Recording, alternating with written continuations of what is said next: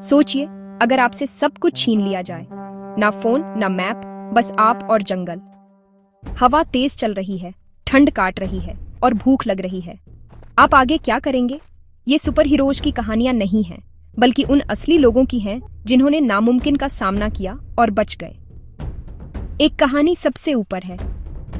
Sir Ernest Shackleton और उनका crew Antarctica में फंसे हुए अपनी जान बचाने के लिए लड़ रहे थे। 1914 में अंटार्कटिका की सबसे कठिन यात्रा के लिए शेकलटन और उनके 27 साथी निकले थे।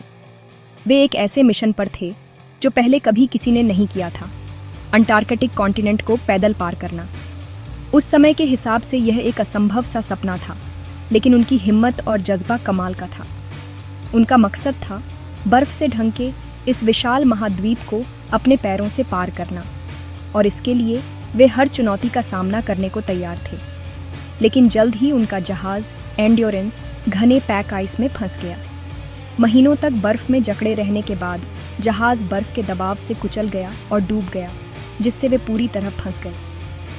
जहाज छोड़ने के अलावा कोई रास्ता नहीं था। उन्होंने जितना हो सका सामान बचाया और बदलती खतरनाक बर्फ पर कैंप लगाया। वे पूरी तरह दुनिया से कट चुके थे। मदद की कोई उम्मीद नहीं थी। तापमान लगातार गिरता जा रहा था। खाने पीने का सामान बहुत कम था और हर दिन उनके लिए एक नई चुनौती लेकर आता था। हर रोज़ फ्रॉस्टबाइट का खतरा मंडराता रहता था और कई लोगों को गंभीर चोटें भी आईं। ऐसे हालात में शेकलटन की लीडरशिप सबसे बड़ी ताकत बनी। उन्होंने टीम के लिए रूटीन बनाए, सभी को व्यस्त रखा और उम्मीद जगाए रखी। मुश्किलें बांटी, एक दूसरे का हौसला बढ़ाया और हर हाल में क्रू को एकजुट रखा। इस कठिन सफ़र में सर्वाइवल टीम वर्क पर निर्भर था। किसी एक इंसान की ताकत से ज़्यादा सबकी एकजुटता मायने रखती थी। उनका जहाज़ खो गया था, लेकिन उनकी हिम्मत, एकता और जज्बा कभी नहीं टूटा। जैसे ही बर्फ टूटने लगी, शेकलटन ने तुरंत अपने आदमियों को इकट्ठा किया और उन्हें खतरनाक, लगातार बदलते इलाके से बाहर निकालने की कोशिश की। हर कदम पर बर्फ के टुकड़े उनके पैरों के नीचे चरमराते थे और हर पल उनके लिए जानलेवा साबित हो सकता था। वे भारी लाइफ बोट्स को खुले पानी तक घसीटते रहे। बर्फीले तूफान और तेज हवाओं के बीच उम्मीद बस इतनी थी कि कहीं से रास्ता मिल जाए। आखिरकार वे बर्फीले सदर्न ओशन में उतरे, जहां 5 दिनों तक लगातार तूफानों और लहरों से जूझना पड़ा। हर दिन उनके लिए एक नई चुनौती लेकर आता था। कभी बर्फीली बारिश, कभी तेज हवाएं और कभी कभी तो नाव डूबने का डर। अंत में वे एलिफेंट आइलैंड पहुंचे, एक दूर, सुनसान और बर्फ से ढकी जगह, जहां इंसानी बस्ती का कोई नामो निशान नहीं था। लेकिन वहां से बचाव लगभग नामुमकिन था, क्योंकि चारों तरफ सिर्फ बर्फीला समंदर और वीरान तट थे। शेकलटन ने अपने साथ 5 सबसे मजबूत और भरोसेमंद आदमियों को चुना, क्योंकि अब एक आखिरी कोशिश बाकी थी। वे एक छोटी सी नाव, द जेम्स केयर्ड, में सवार हुए और साउथ जॉर्जिया के लिए निकल पड़े, जो 800 मील दूर था। एक असंभव सा सफर। 16 दिनों तक उन्होंने तूफानी हवाओं, बर्फीले समुद्र और हड्डियां जमा देने वाली ठंड का सामना किया। हर रात वे सोचते, क्या वे अगली सुबह देख पाएंगे? उनके पास सिर्फ एक सेक्सटेंट था, जिससे वे बादलों और लहरों के बीच रास्ता खोजते रहे। नेविगेशन में एक छोटी सी गलती भी सबको खत्म कर सकती थी। चमत्कारिक रूप से वे साउथ जॉर्जिया पहुंच गए, लेकिन किस्मत ने फिर भी साथ नहीं दिया। वे द्वीप के गलत तरफ उतर गए, जहां से मदद मिलना लगभग असंभव था। शेकलटन और 2 आदमी बिना रुके, बिना किसी नक्शे के, अनजान और खतरनाक पहाड़ों को पार करते हुए मदद की तलाश में निकल पड़े।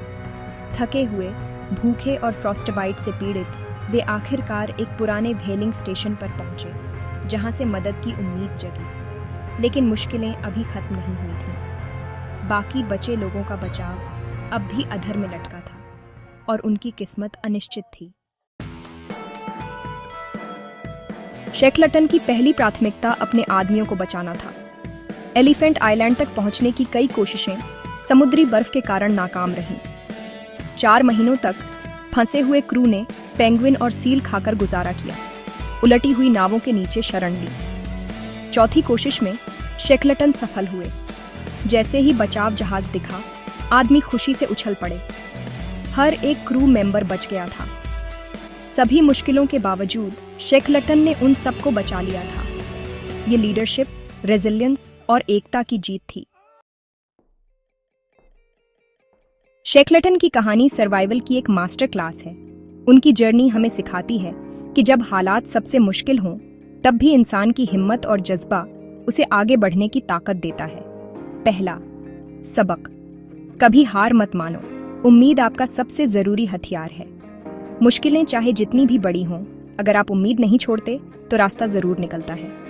दूसरा सबक, टीम वर्क जरूरी है। एकता किसी भी चुनौती को हरा सकती है। अकेले चलना मुश्किल है, लेकिन साथ मिलकर हर बाधा पार की जा सकती है। तीसरा सबक, शांत रहो और साफ सोचो। घबराहट आपकी दुश्मन है। जब दिमाग शांत रहता है, तभी सही फैसले लिए जा सकते हैं। रूल ऑफ थ्रीज याद रखो। हवा के बिना 3 मिनट, शेल्टर के बिना 3 घंटे, पानी के बिना 3 दिन, खाने के बिना 3 हफ्ते। इन नियमों को जानना आपकी प्राथमिकताएं तय करने में मदद करता है। पहले शेल्टर, फिर पानी, फिर खाने को प्राथमिकता दो। सही क्रम में काम करने से सर्वाइवल के चांस बढ़ जाते हैं। हमेशा किसी को अपनी योजनाओं के बारे में बताओ और एक बेसिक सर्वाइवल किट साथ रखो। इससे इमरजेंसी में मदद जल्दी मिल सकती है। तैयारी और मानसिकता आपदा को सर्वाइवल में बदल देती है। खुद पर भरोसा रखो और हर चुनौती को सीखने का मौका